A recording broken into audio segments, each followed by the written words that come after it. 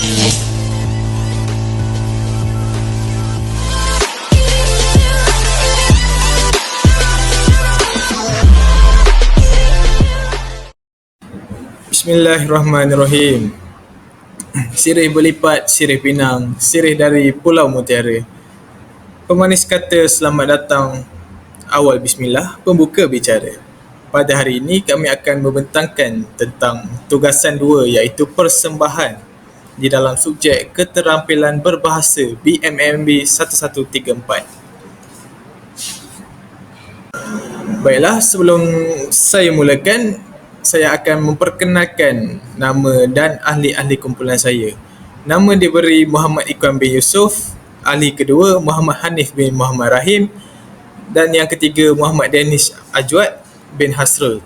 Kami dari kelas Bahasa Melayu 3 ambilan PPISMP Jun 2023-2028. Baik, seterusnya isi kandungan. Di dalam isi kandungan ini terdapat 3 elemen iaitu yang pertama pengenalan, yang kedua elemen dan aspek-aspek keterampilan berbahasa dan yang terakhir ialah kesimpulan.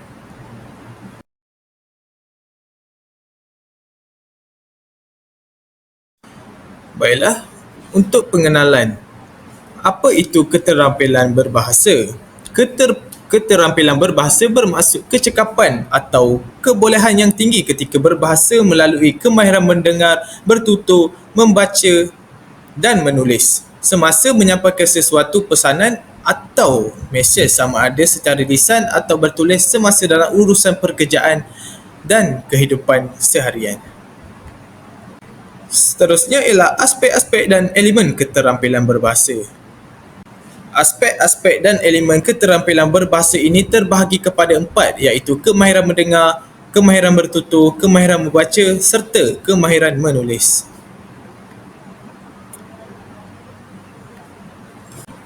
Untuk kemahiran mendengar, merupakan proses fizikal yang melibatkan telinga sebagai alat untuk menerima bunyi bahasa. Mendengar juga perlu memahami maklumat atau isi yang disampaikan dalam pelbagai situasi seperti perbualan, syarahan, ucapan, soal jawab dan lain-lain lagi. Terdapat 3 peringkat kemahiran mendengar iaitu peringkat awal, peringkat pertengahan dan peringkat maju.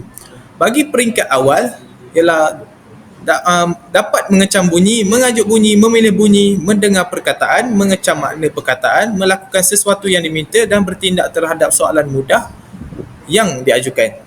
Seterusnya ialah peringkat pertengahan iaitu dapat mengecam dan mengingat fakta dan butiran terperinci, mengenal maklumat khusus, mengenal urutan, mengenal sebab dan akibat, mengenal situasi orang yang sedang berinteraksi dan perasaan orang yang sedang bercakap. Dan peringkat yang akhir sekali iaitu peringkat maju ialah dapat mengenal isi-isi penting, mengetahui fungsi-fungsi tekanan, mencari jalan penyelesaian masalah yang didengarnya, mengikut aliran dalam dialog atau perbualan serta dapat mentafsir tujuan penutur. Baiklah, aspek-aspek keterampilan berbahasa yang seterusnya ialah kemahiran bertutur. Bertutur dapat didefinisikan sebagai satu kegiatan atau kemampuan untuk mengeluarkan, menyebut dan mengucapkan bunyi-bunyi artikulasi. Tujuan utama bertutur untuk menjalankan atau melakukan proses komunikasi dan interaksi antara dua atau lebih individu. Kemahiran bertutur berlaku pada peringkat berlahiran yang tidak boleh dicipta oleh pelajar tetapi mesti ditiru dan diajuk. Model pertuturan yang lemah akan menghasilkan ajukan yang lemah, manakala model pertuturan yang baik akan menghasilkan ajukan yang baik. Pertuturan boleh dikategorikan kepada 2 iaitu sehala dan dua hala. Seterusnya kita lihat pula kepada peringkat kemahiran bertutur. Ada 3, yang pertama ialah peringkat awal, kemudian peringkat pertengahan dan peringkat maju. Pada peringkat awal, melafazkan pengucapan, kanak-kanak dapat melafazkan pengucapan yang bertata tersilah, mengajuk perkataan dan ayat-ayat yang dengar, menyoal bagi mendapatkan jawapan, membuat teguran dan kenyataan mengenai sesuatu situasi tertentu. Seterusnya peringkat pertengahan di mana individu dapat melakukan deskripsi tentang objek atau gambar, bercerita berdasarkan gambar bersiri, menghuraikan pengalaman atau sesuatu peristiwa, memberi arahan untuk menggerakkan sesuatu, mengambil bahagian dalam perbualan mudah, membuat ulasan serta memberi pandangan secara mudah. Dan pada peringkat yang tertinggi iaitu peringkat maju di mana individu dapat menerangkan sesuatu peristiwa, objek atau permainan atau proses mengambil bahagian dalam perbincangan, perbualan atau dialog. Bertanya bagi mendapatkan maklumat, menerangkan proses kejadian, prosedur dan pengaturan serta menyampaikan komen, laporan ataupun mengkritiknya.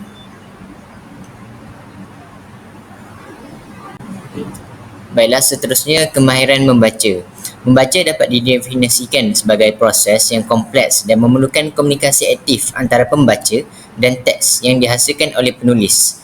Proses membaca bukanlah sekadar membaca perkataan yang ditulis. Sebaliknya, ialah dengan mengambil kira bacaan yang betul dari pelbagai aspek. Ia merangkumi aspek tata bahasa, kosakata dan sebagainya. Membaca ialah menyuarakan isi dan fikiran yang tertulis dan memahami kandungannya. Terdapat 4 jenis bacaan dalam keterampilan membaca ini, termasuklah bacaan mekanis, bacaan mentalis, intensif dan bacaan ekstensif. Baiklah, di sini saya akan menerangkan tentang 4 peringkat kemahiran membaca. Yang pertama, bacaan mekanis. Bacaan mekanis ialah bacaan yang menyuarakan dengan jelas bagi memahamkan maklumat, fikiran dan perasaan seseorang pengarang. Bacaan mentalis ialah membaca secara senyap dengan melibatkan ingatan visual dan pengaktifan mata dan ingatan. Hal ini bertujuan untuk memperoleh maklumat dan pemahaman. Yang ketiga, bacaan intensif. Bacaan intensif ialah bacaan pantas dan imbasan dan bertujuan untuk membuat rumusan atau kesimpulan daripada bahan yang dibaca. Dan akhir sekali, bacaan ekstensif. Tinjauan dilakukan sebelum memulakan bacaan, memeriksa tajuk isi kandungan dan rujukan terlebih dahulu. Sekilas, untuk mendapatkan maklumat dan penerangan dengan serta-merta dalam masa yang singkat. Dan akhir sekali ialah dangkal untuk mendapatkan pemahaman. Yang dangkal bersifat luaran dan tidak mendalam dalam bacaan, mengenal pasti isi-isi penting sahaja. Baiklah, seterusnya kemahiran menulis. Menulis merupakan perbuatan mencatat baik-baik huruf yang berbentuk kosakata menggunakan alat tulis. Menulis juga melibatkan aktiviti menzahirkan apa yang terkandung di dalam minda melalui penulisan supaya teks yang terhasil dapat dibaca serta difahami orang lain. Menulis merujuk kebolehan atau kemampuan seseorang menulis serta meluahkan idea menggunakan berbagai jenis penulisan kreatif yang melibatkan ayat-ayat gramatis, ejaan dan tanda baca yang betul serta kekemasan tulisan. Terdapat 3 peringkat kemahiran menulis, iaitu peringkat pra-menulis, pra-mekanis dan peringkat pelahiran. Yang pertama, peringkat pra-menulis. Tempoh masa murid-murid disediakan dengan aktiviti menulis sebelum mereka dapat menulis huruf dengan kemas dan betul. Ketika tempoh ini, latihan otot-otot tangan dan jari serta koordinasi tangan dan mata diberi pendedahan kepada murid-murid sejak dari awal lagi. Peringkat kedua ialah peringkat mekanis. Murid diperkenalkan dengan lambang-lambang huruf yang bersesuaian dengan gambar dan seterusnya menulis ayat pendek. Semasa menulis, murid digalakkan menyebut huruf dan membaca perkataan tersebut. Dan akhir sekali, peringkat pelahiran. Murid seharusnya digalakkan melahirkan fikiran mereka secara bertulis. Kaedah-kaedah yang dicadangkan adalah bermula daripada terkawal, iaitu berpandukan gambar-gambar dan perkataan, mengisi tempat kosong, melengkapkan ayat-ayat dan perenggan sehingga murid-murid itu boleh menghasilkan tulisan tanpa panduan. Baiklah, sebelum mengakhiri perbincangan kami, saya ingin membuat kesimpulan di mana aspek-aspek dan elemen keterampilan berbahasa ini perlulah dititik beratkan serta dikuasai oleh semua individu dalam kehidupan seharian. Hal ini dikatakan demikian kerana keterampilan berbahasa antara satu sama lain keterampilan berbahasa yang baik dapat menghasilkan proses komunikasi yang berkesan antara satu sama lain di samping dapat mewujudkan masyarakat yang aman dan harmoni. Keterampilan berbahasa juga memudahkan kita mengungkapkan fikiran, meluahkan perasaan dan dapat memahami fikiran, perasaan, fakta yang disampaikan oleh orang lain. Bismillahirrahmanirrahim. Alhamdulillahirabbil alamin wassalatu ala asyrafil anbiya'i wal mursalin wa ala alihi washabihi ajma'in. Yang dihormati ahli-ahli panel yang sudah pastinya akan sentiasa gigih melontarkan idea dan yang saya kasihi hadirin-hadirin yang dihormati sekalian. Assalamualaikum warahmatullahi taala wabarakatuh. Salam sejahtera dan salam Malaysia Madani. Ahli panel dan sedang hadirin yang dirahmati Allah Subhanahu wa taala sekalian. Alhamdulillah, bersyukur kita kehadirat Allah Subhanahu wa taala kerana dengan limpah kurnia dan izinnya dapat kita bersama-sama bersua pada hari di malam yang bening lagi ceria ini. Saya Muhammad Hanif bin Maulahi akan bersama-sama warga dewan sekalian untuk mempengerusikan forum perdana kita pada pagi ini. Hadirin yang dirahmati, sebelum saya memperkenalkan ahli-ahli panel kita yang segak-segak lagi tanpa bergaya ini, izinkan saya untuk memperkenalkan terlebih dahulu mauduk bicara forum perdana kita pada hari ini. Mauduk forum kita berkisahkan tema bahasa dan sastra, iaitu bahasa dan sastra Melayu di persada antarabangsa mampukah menjadi realiti atau sekadar ilusi? Tak tumbuh, tak melata, tak sungguh kami tak kata. Dayung sudah di tangan, perahu sudah berada di air. Jelas terdapat banyak kriteria yang sudah dimiliki bahasa Melayu, namun berbagai prakarsaan ampuh perlu dilaksanakan demi mencapai matlamat pengantarabangsaaan bahasa Melayu. Terlalu asyik saya berbicara tentang masa depan bahasa Melayu sehingga kita lupa memperkenalkan ahli-ahli panel kita yang kacak-kacak belaka serta sungguh bergaya pada hari ini. Baiklah hadirin sekalian, sebelum tirai forum dibuka, bagi menelusuri lebih mendalam topik perbincangan, boleh kiranya kita berkenalan dengan kedua-dua ahli panel kita pada hari ini. Di sebelah kiri saya, saudara Muhammad Ikhwan bin Yusuf yang merupakan ahli panel pertama, tampan dan murah dengan senyuman. Selamat datang saudara Ikhwan, apa khabar saudara? Alhamdulillah. Terima kasih saudara pengerusi. Saya dalam keadaan baik-baik saja. Saudara pengerusi, Alhamdulillah. Saya juga berada dalam keadaan sihat walafiat dan cukup bersemangat untuk membicarakan tentang bahasa Melayu di persada antarabangsa. Seterusnya, saya memperkenalkan ahli panel kedua. Nampak yakin dan tenang berada di sebelah kanan saya, iaitu saudara Denis Ajuat Kansrul. Selamat datang saudara Ajuat. Apa khabar saudara? Alhamdulillah, sihat sejahtera saudara pengerusi. Datang ke sini dengan semangat yang membara seperti saudara juga. Ya saudara, sudah pasti saudara, topik bagi kita pada hari ini memang menarik menjadikan kita sungguh terpanggil untuk membincangkannya. Usai salam perkenalan daripada semua ahli panel, kembali kita kepada topik forum kita, iaitu bahasa dan sastra Melayu di persada antarabangsa mampukah menjadi realiti atau sekadar ilusi? Sedang hadirin ahli panel yang dihormati, izinkan saya untuk membuka tirai diskusi forum perdana kita dengan soalan pertama yang saya akan anjurkan kepada panel pertama. Saudara Ikhwan, mohon saudara memberikan penjelasan tentang ciri-ciri keistimewaan bahasa dan sastra Melayu yang menjadi tunjang kekuatan untuk melangkah ke persada antarabangsa. Dipersilakan. terima kasih saudara pengerusi. Sidang hadirin dan ahli panel yang dihormati, sungguh menarik persoalan yang diajukan oleh saudara pengerusi tentang keistimewaan bahasa dan sastra Melayu. Apakah sebenarnya kekuatan bahasa dan sastra Melayu sehingga kan kita berani berbicara tentang usaha-usaha memperkasakan bahasa dan sastra Melayu kita ini hingga ke persada antarabangsa? Bermimpikah kita? Apakah keistimewaannya bahasa Melayu berbanding bahasa-bahasa lain, khususnya bahasa Inggeris? Saudara pengerusi, ahli panel dan sidang hadirin, kita tidak bermimpi di siang hari kerana bahasa Melayu sebenarnya sudah sekian lama menjadi bahasa antarabangsa. Bahasa Melayu juga sudah menjadi lingua franca daerah Kepulauan Melayu atau Nusantara. Zaman berzaman sejak abad ke-7, bahasa Melayu menjadi bahasa pentadbiran dalam kerajaan Sriwijaya. Kerajaan Melayu yang besar serta luas jajahannya meliputi Samudra Jawa, Semenanjung Tanah Melayu, Segenting Kerak dan Sri Lanka. Maka bahasa Melayu juga turut tersebar ke daerah taruknya. Bahasa Melayu juga mengalami zaman kegemilangan dan diangkat menjadi bahasa yang penting pada abad ke-12 dan abad ke-13, di mana apabila kerajaan Islam mula bertapak di Kepulauan Melayu ini, penggunaannya semakin semarak dengan kemunculan kerajaan Melayu Melaka yang terkenal sama ada di timur atau di barat. Seiring dengan perkembangan bahasa, kegiatan sejarah juga berkembang pesat. Banyak buku terjemahan yang diterbitkan seperti Darul Mazlum, selain karya saduran atau tulisan asal seperti Sejarah Melayu atau Sulatul Salatin Bustanus Salatin, Hukum Kanun Melaka, Undang-Undang Laut Melaka, Hikayat Amir Hamzah dan Hikayat Bayi Budiman.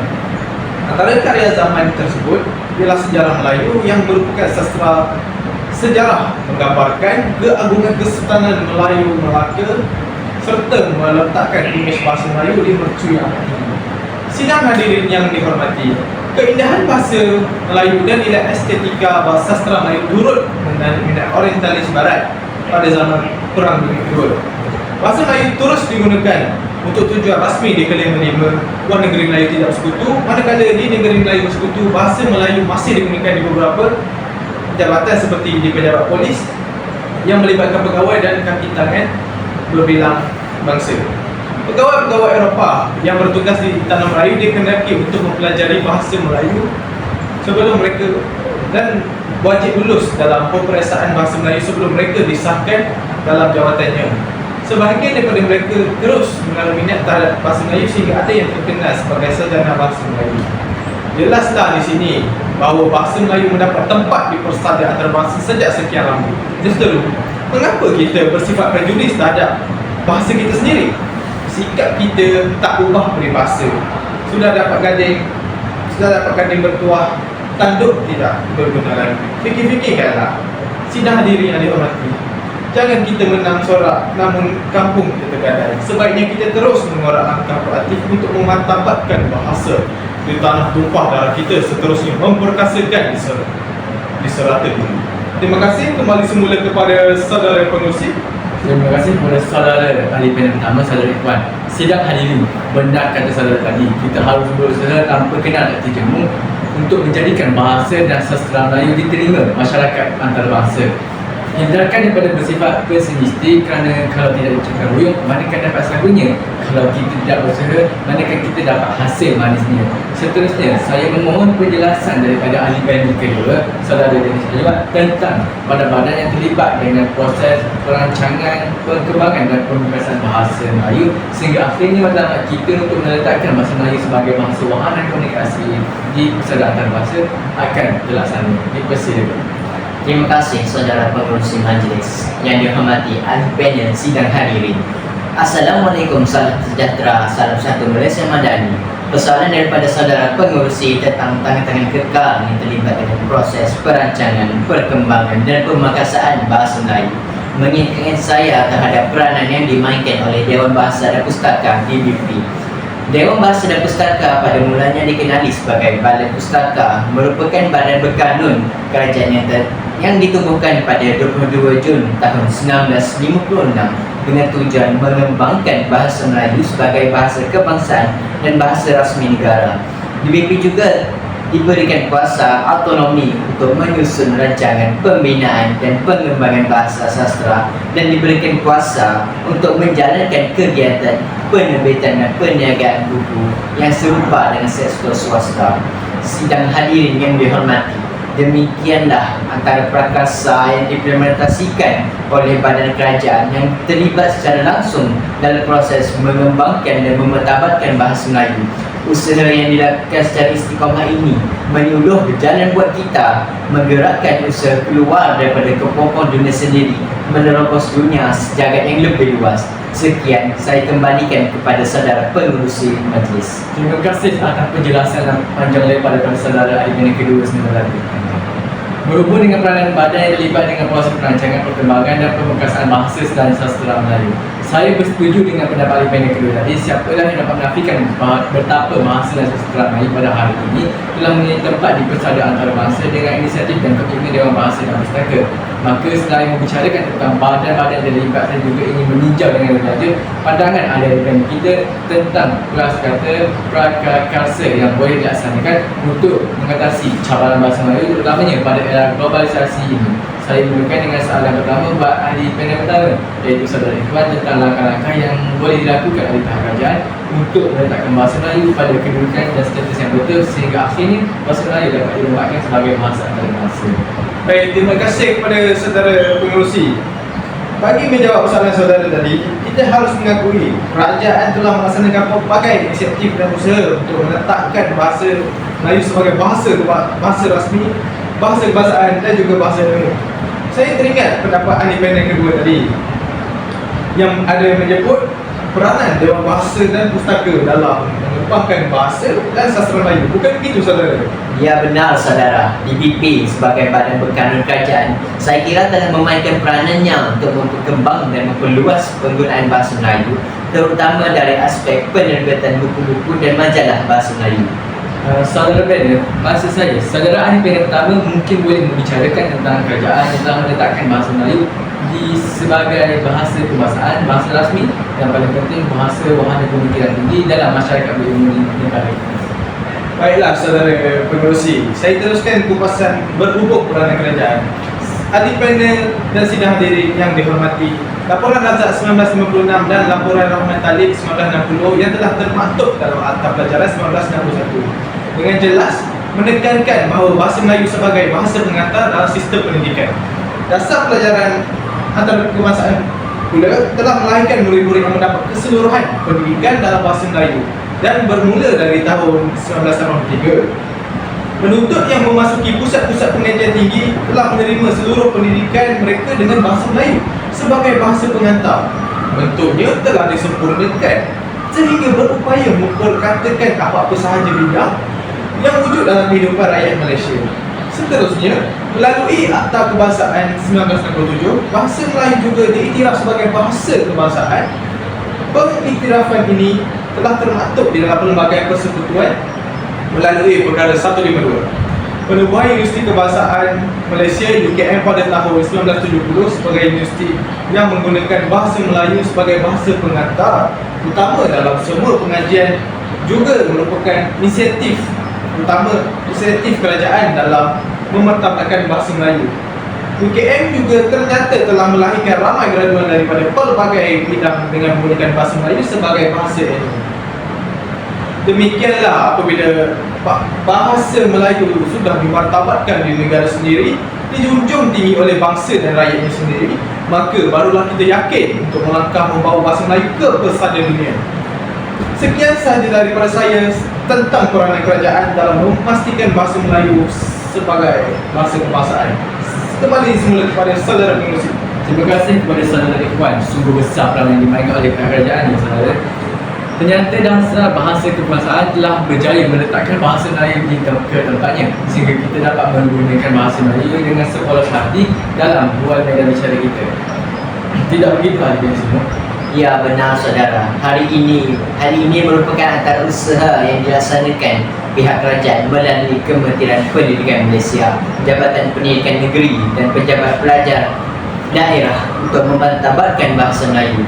Bukan itu sahaja, di peringkat antarabangsa, pidato antarabangsa bahasa Melayu atau dipanggil sebagai PABM telah diadakan sejak 8 tahun yang lalu.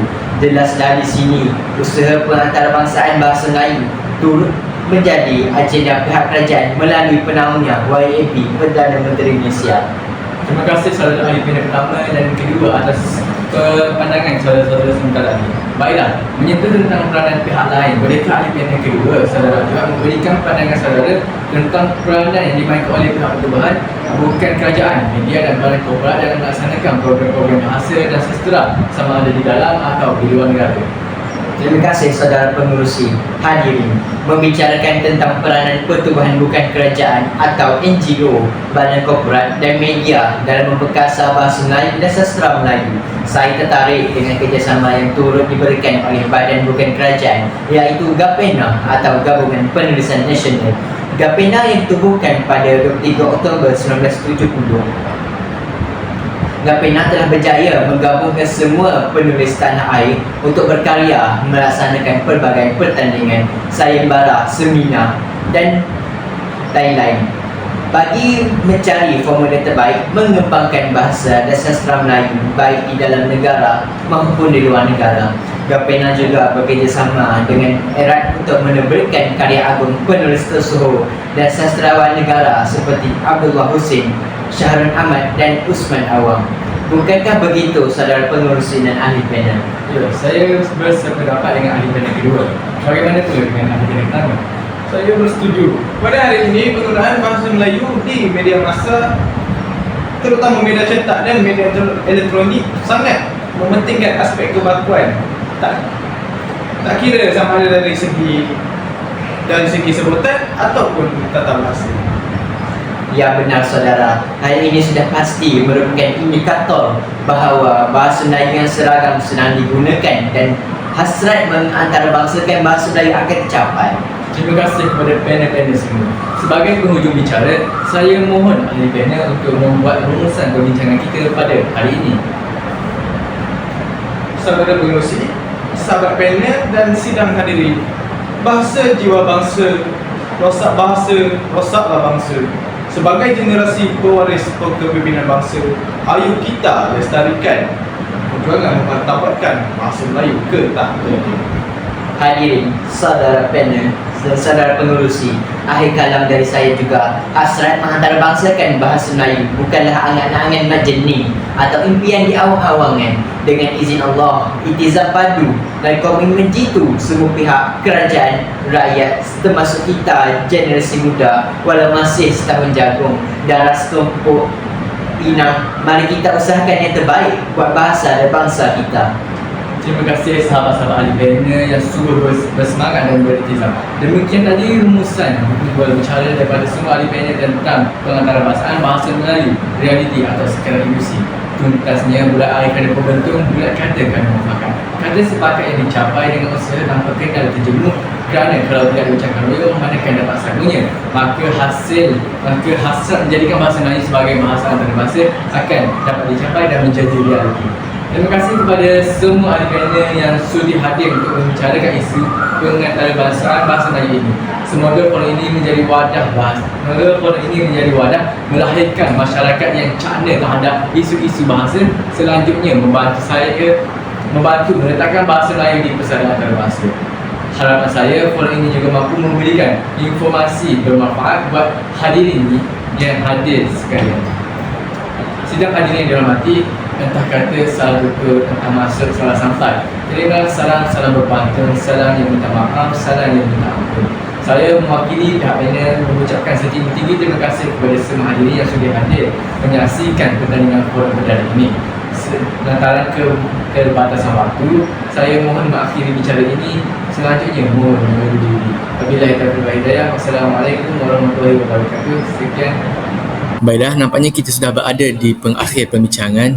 Main bola di atas padang sambil main makan celagi. Kalau ada umur yang panjang, kita akan berjumpa lagi. Sekian dari kumpulan kami. Terima kasih. Assalamualaikum warahmatullahi wabarakatuh.